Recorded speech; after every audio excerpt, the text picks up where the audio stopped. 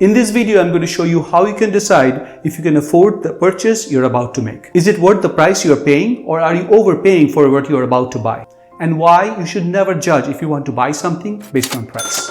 In fact, throw that concept of price as a measure of what you're about to buy out of the window.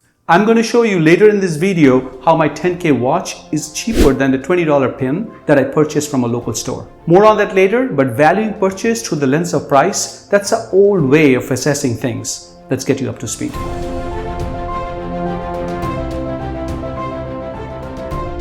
The only thing that matters when you're about to buy something is knowing that will create value for you. Okay, how do you measure value? Aha, now we're getting somewhere.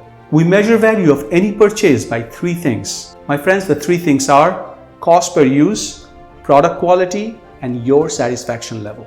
The first and most important piece of valuing something is cost per use. Etch that in your mind. That is a key metric. So what does it mean? And is it applicable anywhere? Yes, and this is how. We love math, don't we? Oh, really? Well, too late.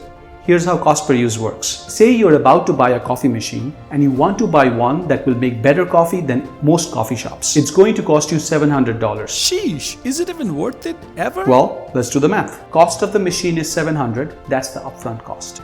Beans, $25. That will give you 50 cups of coffee. So you make 2 cups per day, one for yourself and one for your wife. Dude, I don't have a wife. Well, you made it anyway, just in case you forgot where you kept the first cup. What? In a year, that's 730 cups of coffee. Say that machine lasts you 5 years. That's 3650 cups of coffee. We previously calculated one bag of beans gets you 50 cups of coffee. So to get 3650 cups of coffee, you will need 73 bean bags over the period of 5 years. And that will cost you $1,825. So add those two up, the cost of your coffee machine and the bag of beans that you will need, and you will get $2,525.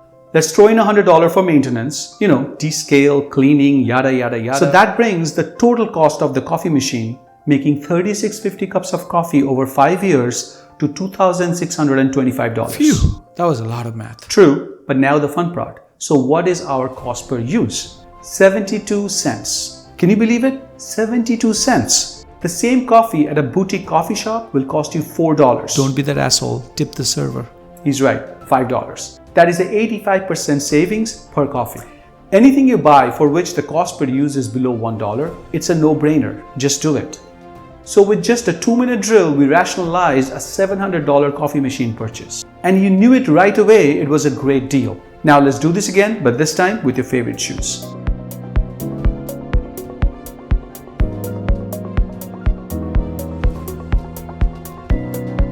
Alright, these are my favorite dress shoes. I mostly use them for work, but sometimes for evening wear. These cost $1,200, but I caught it for sale for $750. Now, this may sound like a lot of splurge on just one shoe, but is it really? Let's find out. So what is the cost per use for this pair of shoes? I'll use it mostly 2 to 3 times per week. Let's be conservative and just go with 2 times per week. And this shoe should last you 10 years, at least. In fact, if you take care of it, it will last you a lifetime. You might have to resole it every 5 years or so. So say in 10 years, you have to resole it twice, and that will cost you an additional $150. So total cost for wearing this shoe for 10 years, twice per week, is $900. And in this time period, the number of times you will wear this pair is 1,040 times. Your cost per wear, you ready for this? Is 87 cents. You know the drill. This is a no-brainer purchase. It's a great deal. Do you see a theme here? Buy the products that are the best quality and gives you the highest satisfaction. Only look at cost per use and not price, because price is meaningless. Also note, not everything you buy can go down to $1 for cost per use. Create a scale for yourself that you are comfortable with.